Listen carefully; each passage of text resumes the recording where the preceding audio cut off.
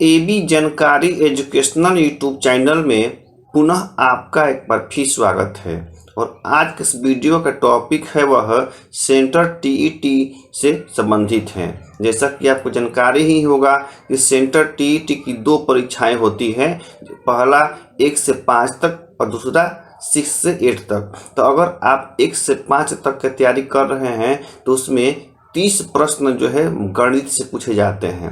वहीं 6 से 8 तक की तैयारी कर रहे हैं तो 60 प्रश्न जो है साइंस से या फिर 60 प्रश्न सोशल साइंस से प्रश्न पूछे जाते हैं। तो अगर आप 6 से 8 तक तैयारी कर रहे हैं और आपका विषय साइंस है तो आपके लिए ये वीडियो काफ़ी उपयोगी है। पुनः एक बार रिपीट करते हैं कि 30 प्रश्न 1 से 5 में और 60 प्रश्न जो है 6 से 8 में साइंस से पूछे जाते हैं, जबकि 1 से 5 में 30 प्रश्न सिर्फ मैथ से ही पूछे जाते हैं। तो बिना समय बर्बाद किए सीधे चलते हैं क्वेश्चन पर। और पहला क्वेश्चन है, बहुत इंपॉर्टेंट है और इस वीडियो में पुराने प्रश्न पूछे गए हैं जो कि परीक्षाओं में पूछे जा चुके हैं, जो कि कुछ प्रश्न जो है नए शामिल किए गए हैं जो इस साल आने की संभावना है। तो पहला प्रश्न है हमारा कि अभ्यास कार्य का रूप हो सकता है। अभ्यास कार्य का रूप हो सकता है और इसका जवाब है लिखित या मौखिक। मतलब हम कोई भी काम अभ्यास करते हैं तो लिखित हो सकता है या फिर वो जो है मौखिक हो सकता है। दोनों रूप से हम जो अभ्यास का कार्य जो है कर सकते हैं। अगला क्वेश्चन है कि जब विद्यार्थी गणित की साधारण क्रियाओं को बिना पेपर व पेंसिल के हल करता है तो उसे क्या कहते हैं। क्वेश्चन सुन लीजिए कि जब विद्यार्थी गणित के साधारण क्रियाओं को बिना पेपर व पेंसिल के हल करता है तो उसे क्या कहते हैं। और इसका सही जवाब है मौखिक कार्य। मतलब बिना पेपर व पेंसिल के कार्य करते हैं तो हम लोग मौखिक कार्य कहते हैं। अगला क्वेश्चन इस प्रकार है, गणित शिक्षण में अभ्यास कार्य का प्रमुख उद्देश्य क्या है। गणित शिक्षण में अभ्यास कार्य का प्रमुख उद्देश्य क्या है। तो गणित शिक्षण में अभ्यास कार्य का प्रमुख उद्देश्य है गणना संबंधी। गणित शिक्षण में अभ्यास कार्य का मुख्य उद्देश्य है गणना संबंधी। अगला प्रश्न है, अभ्यास कार्य का मुख्य उद्देश्य क्या होता है। अभ्यास कार्य का मुख्य उद्देश्य क्या होता है। तो इसका सही जवाब है कि अभ्यास कार्य का मुख्य उद्देश्य शुद्धता से कार्य करना, आत्मविश्वास का विकास करना और जल्दी कार्य करना होता है। पुनः रिपीट करते हैं कि अभ्यास कार्य का मुख्य उद्देश्य क्या होता है। तो इसका सही जवाब है शुद्धता से कार्य करना, आत्मविश्वास का विकास करना और जल्दी कार्य करना। अगला प्रश्न है, शिक्षण के 3 ध्रुव कौन है। क्वेश्चन पर पुनः रिपीट कर देते हैं कि शिक्षण के 3 ध्रुव कौन है। तो इसका जवाब है शिक्षक, शिक्षार्थी और पाठ्यक्रम। जैसा कि आप जानते ही हैं कि कक्षा में अगर शिक्षण का कार्य चल रहा है तो 3 ही चीज़ वहाँ उपलब्ध रहती है। एक पढ़ाने वाला शिक्षक, दूसरा पढ़ने वाला शिक्षार्थी और तीसरा पाठ्यक्रम। तो इस प्रकार कहा जाता है कि शिक्षण के 3 ध्रुव होते हैं और वह है शिक्षक, शिक्षार्थी और पाठ्यक्रम। अगला क्वेश्चन है कि विधि मास्टर की मास्टर है। बहुत ही इंपॉर्टेंट क्वेश्चन है। कोई भी विधि, पढ़ाने की विधि, उसी के बारे में यहाँ कहा गया है कि विधि मास्टर की मास्टर है, किसने कहा है। और इसका सही जवाब है टैलीरैंड ने। टैलीरैंड ने कहा कि विधि मास्टर की मास्टर है। अगला प्रश्न है गणित से, यदि गणित का प्रयोग गलत ढंग से किया जाए तो वह अनुपयोगी ही नहीं बल्कि बहुत घातक सिद्ध होगी।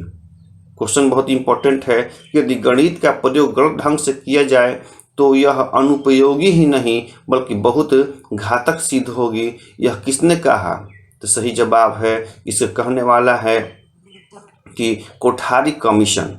कोठारी कमीशन ने कहा कि अगर गणित को जो है गलत ढंग से प्रयोग किया जाए तो वह जो है बहुत ही घातक सिद्ध होगी, कोठारी कमीशन के अनुसार। अगला प्रश्न है, व्याख्यान विधि की 4 आधारभूत लक्ष्य कौन से हैं।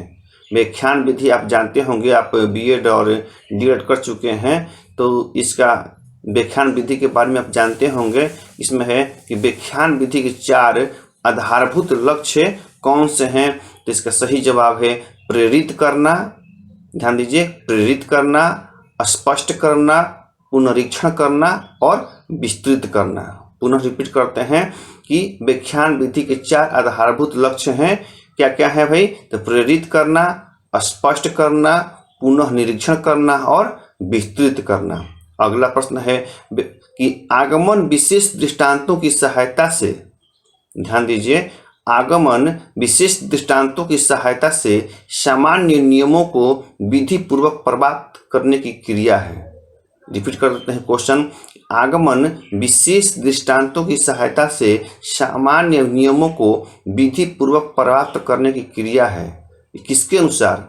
तो जवाब है यह है जायस के अनुसार। ध्यान दीजिए, यह जो है जायस के अनुसार। आपको बताते चलें, कहा भी गया है कि 100 किताब को एक बार पढ़ने से अच्छा है कि एक किताब को 100 बार पढ़ें, क्योंकि जो पढ़ें वही समझ में आ जाना चाहिए। इसलिए हम ज़्यादा क्वेश्चन न करके कम क्वेश्चन को ही बार बार रिपीट कर देते हैं कि कम से कम अगर परीक्षा में यह क्वेश्चन आ जाए तो निश्चित रूप से आपको यह याद हो जाए। इसलिए आपसे ही कहेंगे कि बहुत सारा किताब पढ़ने से अच्छा है एक ही किताब को बार बार दोहराए। अगला क्वेश्चन इस प्रकार है, जो कि बहुत ही इम्पोर्टेंट है, कि बालकों या विद्यार्थियों को जितना कम से कम संभव हो, ध्यान दीजिएगा, बहुत ही इंपॉर्टेंट क्वेश्चन है, कि बालकों या विद्यार्थियों को जितना कम से कम संभव हो बताया जाए और उनको जितना अधिक से अधिक संभव हो खोजने के लिए प्रोत्साहित किया जाए।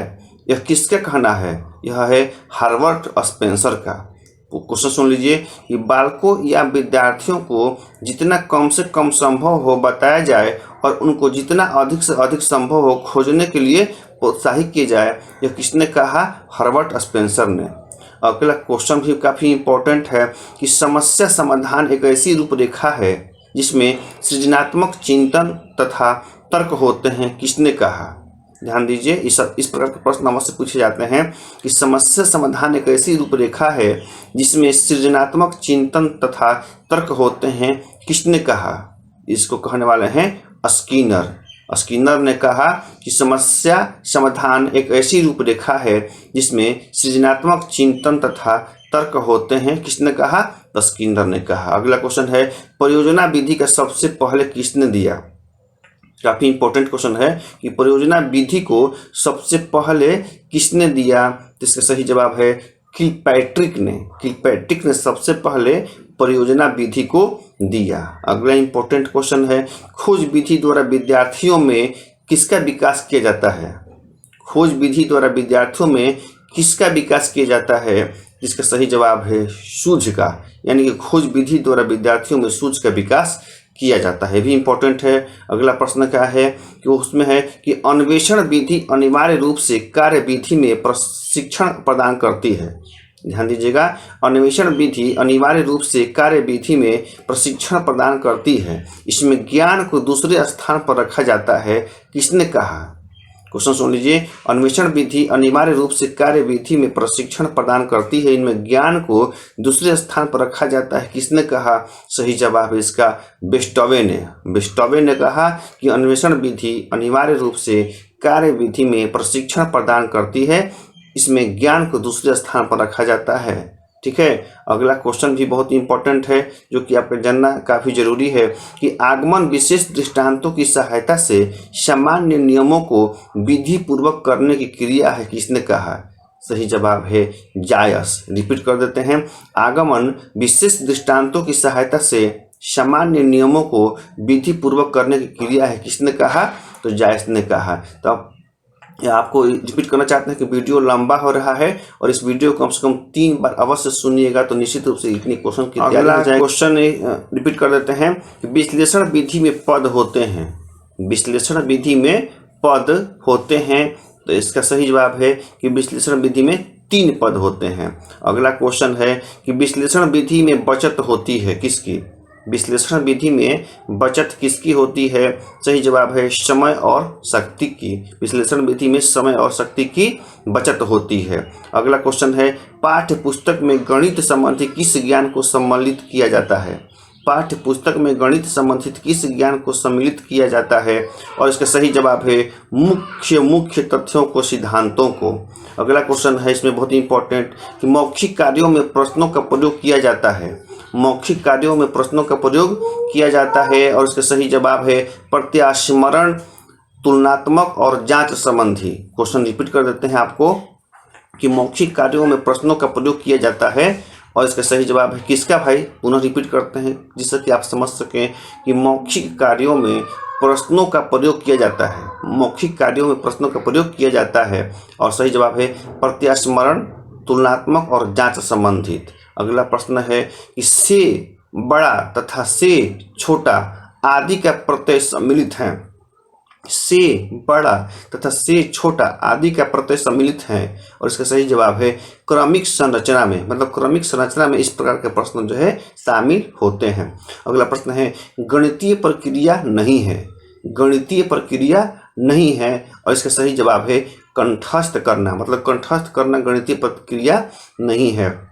अगला है कि बीजगणित में, सुन लीजिए, बीजगणित में महत्वपूर्ण पहलू नहीं है। क्या भाई, बीजगणित में महत्वपूर्ण पहलू नहीं है और वह है माप, मतलब कि बीजगणित में माप महत्वपूर्ण पहलू नहीं है। आपको बताते चलें कि इसी के साथ हम इस वीडियो को हम बंद कर रहे हैं और आप अगर इस वीडियो से आपको लाभ हो रहा है तो ज़रूर कमेंट करें और अधिक से अधिक लाभ आप लोगों को कैसे मिले उसको कमेंट करके बताएं कि कौन ऐसा इसमें चेंजिंग किया जाए जिससे आप विद्यार्थियों को अधिक से अधिक जो है लाभ मिले, तभी हमारा कार्य करने का लक्ष्य जो है पूरा भी हो पाएगा।